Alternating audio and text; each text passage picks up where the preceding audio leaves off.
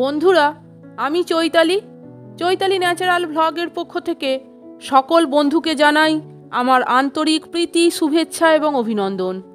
বন্ধুরা, আজও আমি শ্রী শ্রী মায়ের কথা বলবো। আজকের আলোচ্য বিষয় হলো শ্রী শ্রী মা বলতেন, কাউকে তাহার অসুস্থ অবস্থায় প্রণাম করা উচিত নয়। কেন তিনি কথা বলতেন এবং ইহা করিলে কি হয়, অর্থাৎ কেউ যদি অসুস্থ অবস্থায় থাকে তাহাকে সেই সময় কেন প্রণাম করা উচিত নয়। শ্রী শ্রী মায়ের এই কথাগুলি শুনুন, আশা করি আপনাদের ভালোই লাগবে। বন্ধুরা, ভিডিওটা আপনারা সম্পূর্ণ দেখুন এবং শুনুন। আশা করি শ্রী শ্রী মায়ের সম্পর্কে অনেক কিছু কথা আপনারা জানতে পারবেন। তাহলে শুনুন। শ্রী শ্রী মায়ের কথা প্রসঙ্গে শ্রী মহেন্দ্রনাথ গুপ্ত বলছেন, সময়টা 1914 সালের মার্চ মাসে ঠাকুরের উৎসবের 2-3 দিন পরে শ্রী শ্রী মায়ের দর্শন মানুষে একদিন বৈকালে বরিশালের জনৈক ভক্তের পরিচয়পত্র সহ উদ্বোধন কার্যালয়ে উপস্থিত হইলাম। অর্থাৎ এখানে শ্রী শ্রী মায়ের কথা প্রসঙ্গে শ্রী মহেন্দ্রনাথ গুপ্ত এই কথাটি বলছেন। রাসবিহারী মহারাজ পত্রখানি পড়িয়া মায়ের নিকট গেলেন এবং ফিরিয়া আসিয়া আমাকে মায়ের আদেশ জ্ঞাপন করিলেন। দীক্ষা নেওয়ার উদ্দেশ্য সরলভাবে সাধন ভজন করে ভগবান লাভ করতে চেষ্টা করা, কুলগুরুর বৃত্তি নষ্ট করা নয়।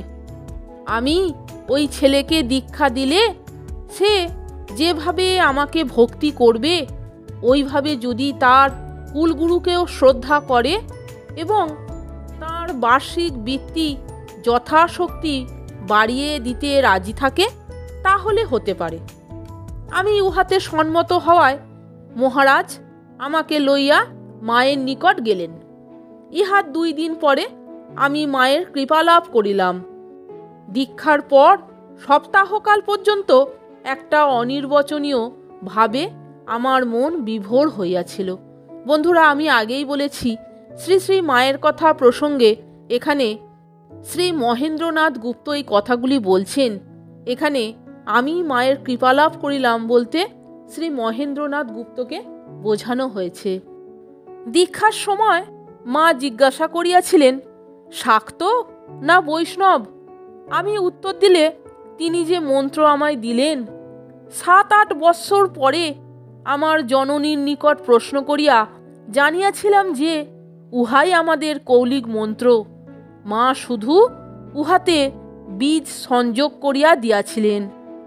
ইহার 2 মাস পরে আমার স্ত্রীর দীক্ষা লইবার আগ্রহ হওয়ায় তাহাকে লইয়া শ্রী শ্রী মায়ের নিকট যাই। মা তাহাকে বলিলেন, তোমাকে দেখে মনে হচ্ছে তোমার কোলে একটি ছেলে আছে, তাকে কার কাছে রেখে এসেছো? স্ত্রী বলিল, খোকা এসে এ স্থান অপবিত্র করে ফেলবে, এই ভয়ে তাকে আনিনি। শিশুটি মাত্র 3 মাসের।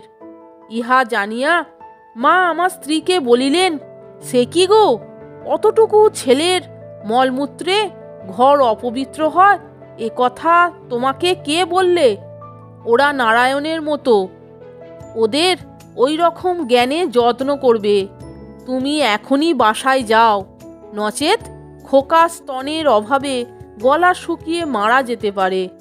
4 দিন পরে এসো, ঠাকুরের ইচ্ছা হলে তোমার দীক্ষা হবে, কিন্তু খোকাকে সঙ্গে আনতে ভুলো না।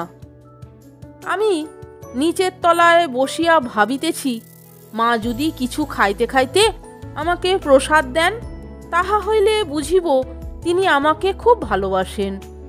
8 ঘন্টা পরে মাকে প্রণাম করিতে গিয়া দেখি তিনি একটি সন্দেশ খাইতেছেন।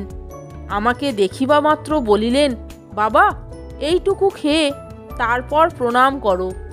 আমি অপ্রত্যাশিতভাবে ওই প্রসাদ পাইয়া মাকে প্রণাম করিতেই ভুলিয়া গেলাম। কিছুক্ষণ পরে তিনি আমাকে স্মরণ করাইয়া দিলেন, এখনই প্রণাম করে বৌমাকে নিয়ে বাসায় যাও। মা 4 দিন পরে দেখা করিতে বলায় একটু দুঃখিত ও চিন্তিত হইয়াছিলাম, কিন্তু বাসায় আসিয়া স্ত্রীর অবস্থা দেখিয়াই বুঝিতে পারিলাম মা কেন অপেক্ষা করিতে বলিয়াছিলেন। বরিশালে ফিরিবার পূর্বে মাকে প্রণাম করিতে যাই। মা বলিলেন, সাবধানে যেও, পথে বিপদাদি থেকে ঠাকুর তোমাদের রক্ষা করবেন। রাস্তায় ভয়ানক ঝড় ওঠায় প্রাণ সংশয় হইল। বাড়ি পৌঁছিয়া আমাদের সকলেরই ধারণা হইল যে মায়ের আশীর্বাদেই আমরা সে যাত্রা রক্ষা পাইয়াছি।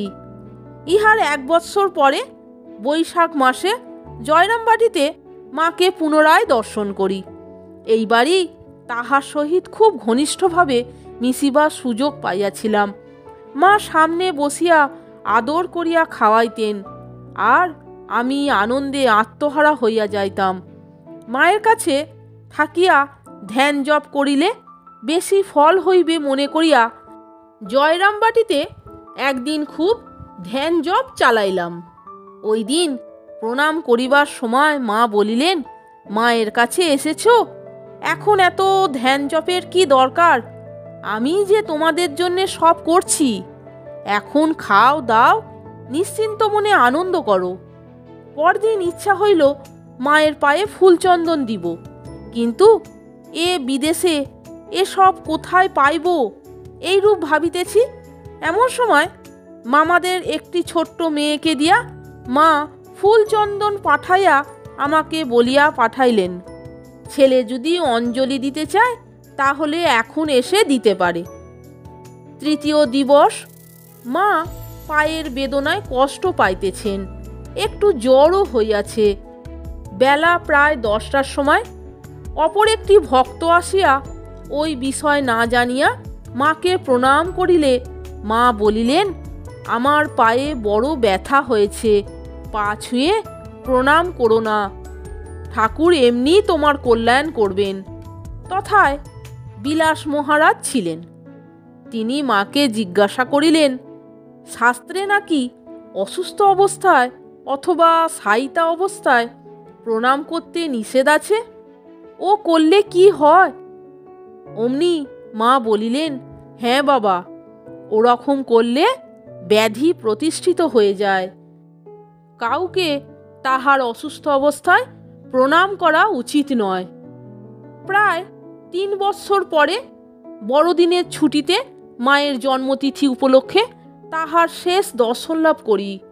উৎসবের দিন সকালে মা আমাকে ও কোয়ালপাড়ার মঠের জনৈক সাধুকে বলিলেন, তোমরা কামারপুকুরে শিবুর কাছে যাও, অর্থাৎ শিবরাম দাদার কাছে যাও। সে তোমাদের 1 কলসি দুধ কিনে দেবে এবং কিছু ফুল জোগাড় করে দেবে। তোমরা শিগগির তাই নিয়ে ফিরে এসো। বিলাস মহারাজ বলিয়া দিলেন, দেরিতে খেলে মায়ের কষ্ট হয়, কাজেই তোমাদের 9টার মধ্যে ফিরতে হবে, নইলে মাকে অঞ্জলি দিতে পাবে না। কিন্তু আমাদের ফিরতে 11:30 বাজিয়া গেল। তখন অঞ্জলি দিতে পাইব না ভাবিয়া বড় দুঃখ হইল। বিলাস মহারাজ আমাদিগকে বিলম্বের জন্য ভৎসনা করিয়া বলিলেন, মা তোমাদের জন্য অপেক্ষা করছেন। ঠিক সে সময়ে মা কোথা হইতে আসিয়া আমার মাথা হইতে ফুলের ডালাটি লইলেন এবং বলিলেন, বড় সুন্দর ফুল তো, এ দিয়ে আগে ঠাকুর পূজা করতে হয়, তোমরা শিগগির নিয়ে এসো। স্নান করিয়া আসিয়া দেখি ওই ফুল আমাদের অঞ্জলি দিবার জন্যই সাজানো রহিয়াছে। মায়ের এই অহেতুক স্নেহ দর্শনে আমরা মুগ্ধ হইয়া গেলাম। তাহলে বন্ধুরা, ভিডিওটা আপনারা সম্পূর্ণ দেখলেন তো এবং শুনলেন তো? শ্রী শ্রী মায়ের কথা প্রসঙ্গে শ্রী মহেন্দ্রনাথ গুপ্ত এই কথাগুলি বলেছেন এবং কাউকে তাহার অসুস্থ অবস্থায় প্রণাম করা কেন উচিত নয় এবং করলে কি হয়, শ্রী শ্রী মা এই প্রসঙ্গে কি বলেছেন, আপনারা ভিডিওটা দেখলেন তো এবং শুনলেন তো? যদি ভালো লাগে বন্ধুরা ভিডিওটা, তাহলে একটা লাইক, কমেন্টস এবং আমার চ্যানেলটিকে সাবস্ক্রাইব করে আমার পাশে থাকবার অনুরোধ করলাম। এই রকম আরও অনেক ভিডিও পেতে বন্ধুরা প্লিজ আমার চ্যানেলের ভিডিওগুলো আপনারা একটু দেখুন, আশা করি আপনাদের ভালোই লাগবে। শ্রী শ্রী মা ঠাকুর শ্রী রামকৃষ্ণ, স্বামী বিবেকানন্দ, আমি অনেক ভিডিও উপস্থাপন করব। আপনারা ভিডিওগুলো দেখুন এবং ভালো লাগলে বন্ধুদের মধ্যে শেয়ার করে দিন।